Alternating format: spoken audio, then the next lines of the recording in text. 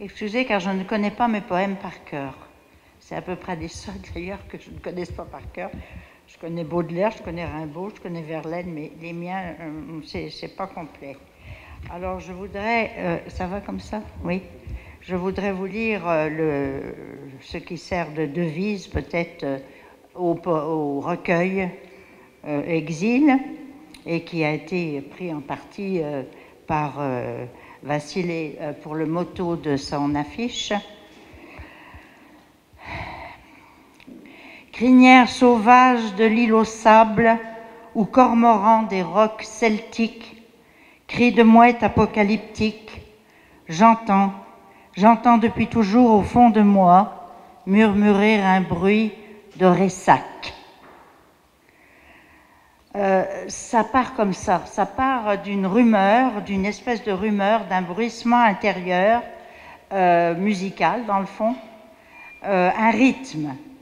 C'est un rythme qui me sert un peu de point de départ. Rythme de la mer, sûrement, de l'océan. Mon père me disait qu'il était dans la marine, qu'il y avait toujours 3 vagues par groupe. Un groupe de 3 vagues et un groupe de 3 vagues plus fortes. Et ensuite, justement, une espèce de retour de la vague sur elle-même, surtout quand elle bute à un obstacle qu'on appelle le ressac. Le ressac. Le mot est formidable, je trouve. Alors donc, mes rythmes sont très souvent structurés sur des tercets, c'est-à-dire par groupe de 3 strophes, comme un peu les 3 vagues de l'origine de la musique que je sens en moi. Ou bien alors, ils sont organisés par 3 strophes, quelquefois 3 strophes de 3 vers. Donc le chiffre 3, le rythme de 3, je m'en suis aperçue finalement en composant le recueil, parce qu'au fur et à mesure qu'on fait les poèmes, on ne voit pas les récurrences. En composant le recueil, je me suis aperçue de cette structure ternaire, si vous voulez, et quelquefois je l'ai un peu accentuée, mais dans l'ensemble, elle était là, sans avoir été voulue. Et puis alors, avec le rythme viennent la sonorité des consonnes, les consonnes. Et dans ce poème-là, qui sert de devise au recueil, on remarque surtout les C, les que, hein, cormoran des rocs celtiques, etc., et ressac. Alors, c'est un peu comme justement l'énergie des vagues qui se butent contre un obstacle. Et qui ensuite font ce bruit de roc heurté par la mer, par l'énergie de la mer, qui aboutit souvent à des éclaboussures d'écume, hein, l'écume d'ailleurs, dans écume il y a aussi le son C, et c'est particulièrement vrai pour les côtes rocheuses, bien évidemment, puisque la mer se bute sur les rocs, sur les rochers, sur les pierres, et particulièrement, bien sûr, pour la Bretagne. Parce que si je suis née à Ollioules, comme vous l'avez rappelé, pendant la guerre, je ne me rappelle pas beaucoup d'avoir des souvenirs de là, parce que j'ai passé à peu près toute ma jeunesse et mon enfance en Bretagne. On suivait les ports. Mon père était d'abord à Toulon, dans la marine, puis ensuite à Cherbourg, puis ensuite à Nantes. Donc on suivait le chemin de la marine un peu. Alors la Bretagne, c'est ça qui est frappant, c'est naturellement sa côte rocheuse, n'est-ce pas? Une côte rocheuse qu'on trouve un peu dans le Maine aux États-Unis, à certains endroits du nord des États-Unis, mais souvent c'est plutôt du sable, des dunes de sable.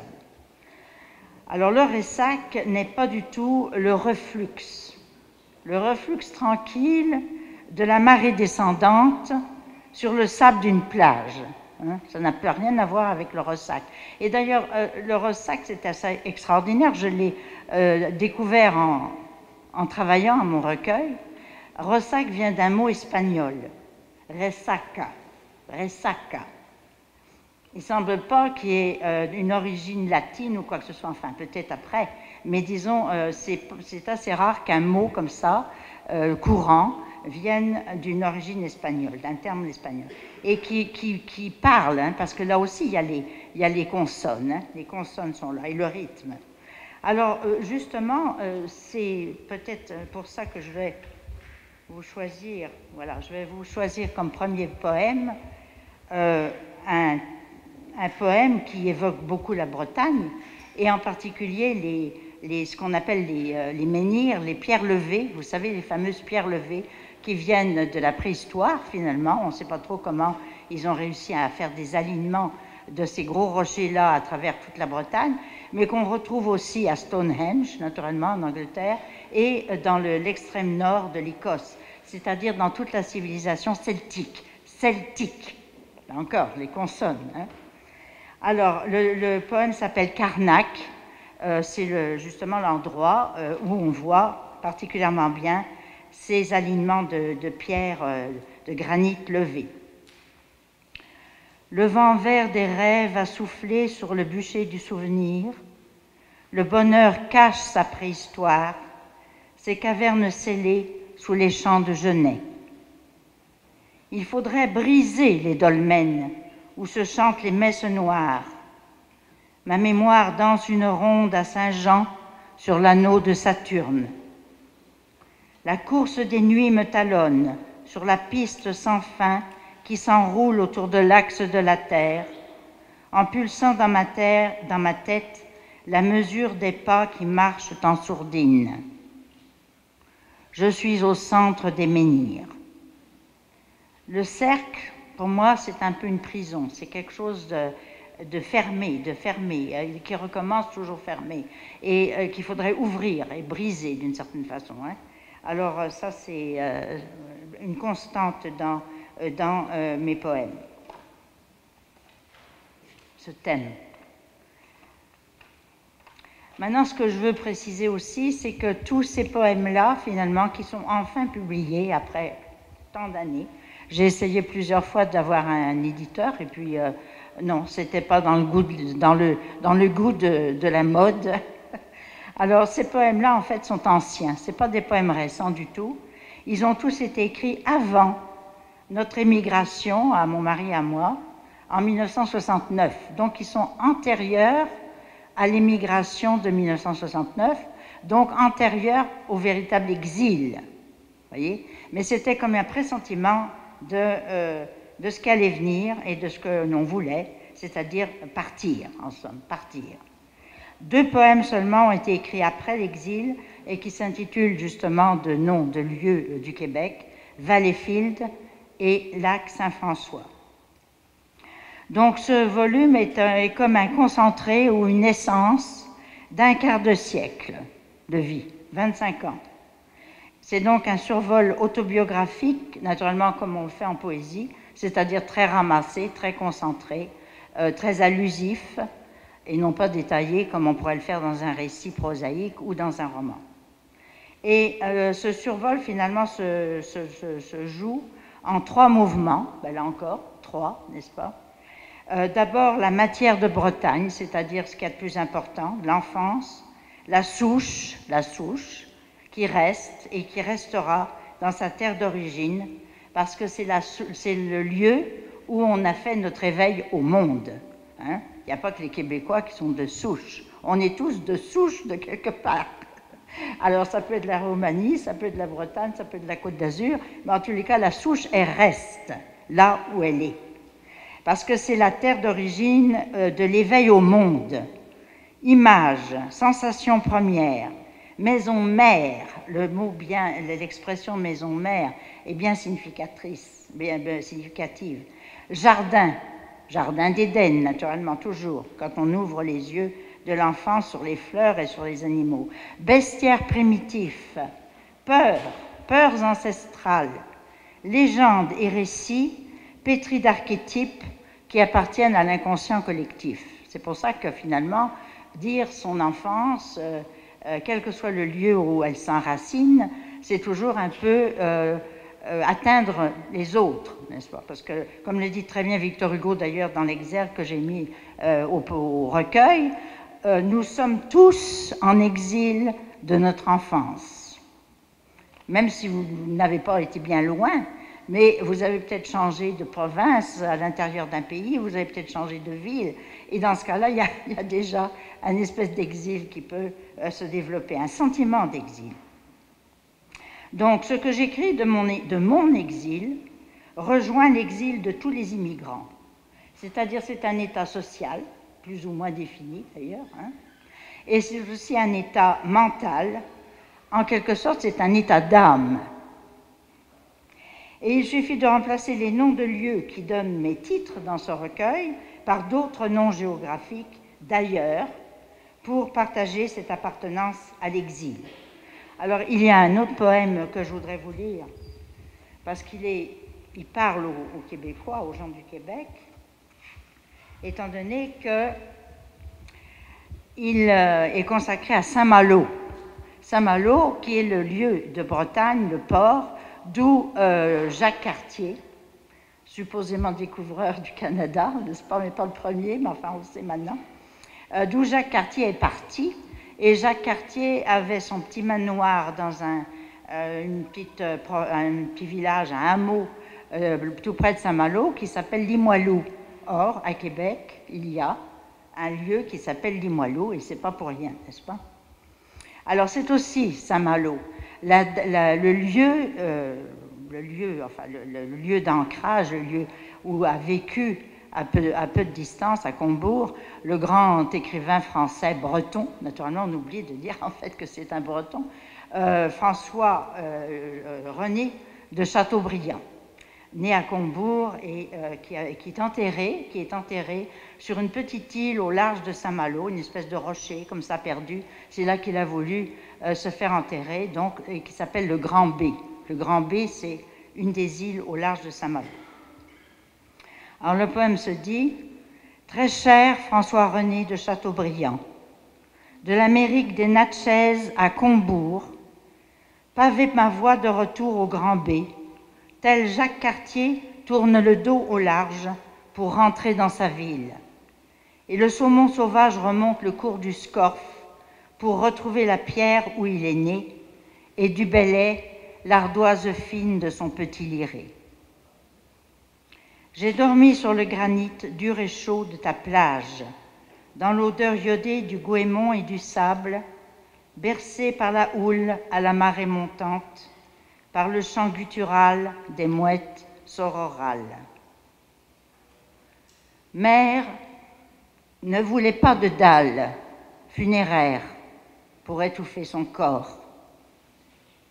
Nous l'avons couché sous le granit rose de la côte d'Armor, où foisonnent l'hortensia bleue et les ajoncs d'or.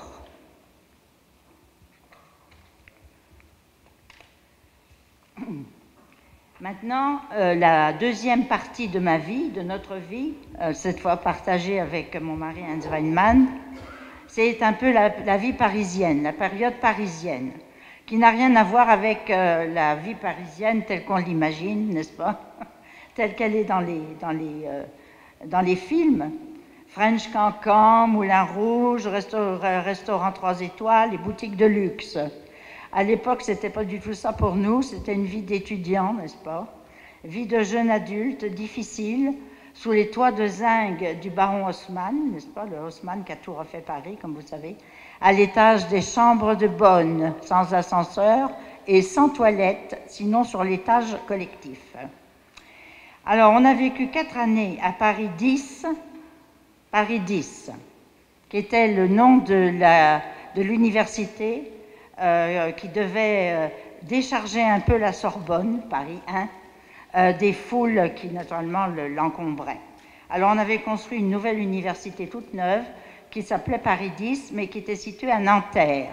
Or Nanterre, c'était vraiment une banlieue défoncée par un chantier qui naturellement n'était pas terminé, dans la boue, n'est-ce pas, à proximité de ce qu'on pourrait appeler les favelas misérables des Nord-Africains qui naturellement servaient d'esclaves à tous ces chantiers-là et qu'on appelait les bidonvilles.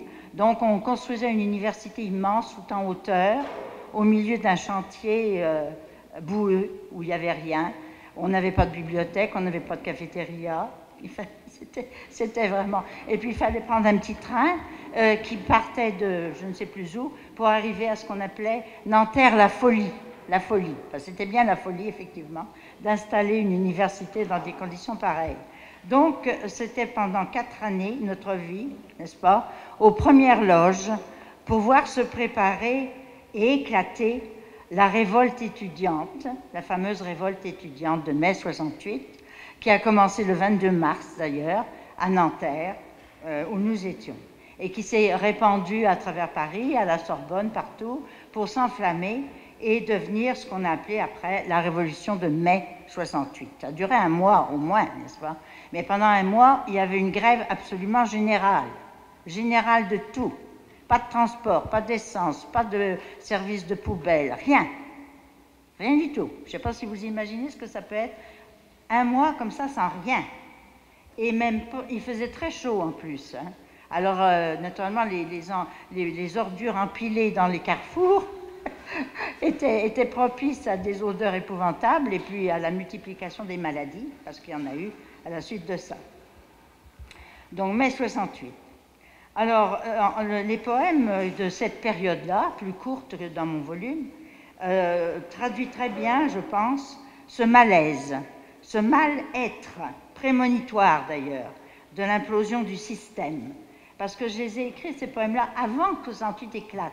Donc, c'était vraiment une espèce de prémonition de quelque chose qui allait éclater et finir une période, en tout cas une période du système universitaire, ce qui fut le cas, n'est-ce pas? Alors, c'est des poèmes qui ont été écrits entre 66 et 67. Donc, voyez-vous, juste avant l'éclosion de la révolution de mai. Paris 10, oui, Paris 10, moi je ne sais pas où je l'ai mis. Paris 10, voilà. Alors, il y a là un poème qui traduit un peu cette ambiance, n'est-ce pas, un peu morbide et déprimante qui était celle des étudiants de Nanterre. La mort de l'attente s'écoule au goutte à goutte. Dans les cages de verre aux odeurs d'abandon, j'ai le souffle d'une exilée. Les lampes allumées clignotent à l'infini, escortent vers le creux du ciel. Tout ce confort coûtait très cher, mais on s'y sentait comme exclu. Un suicide avant même l'hiver, nul n'en a rien su. Solennellement, on respecta une minute de silence, des mois après l'enterrement.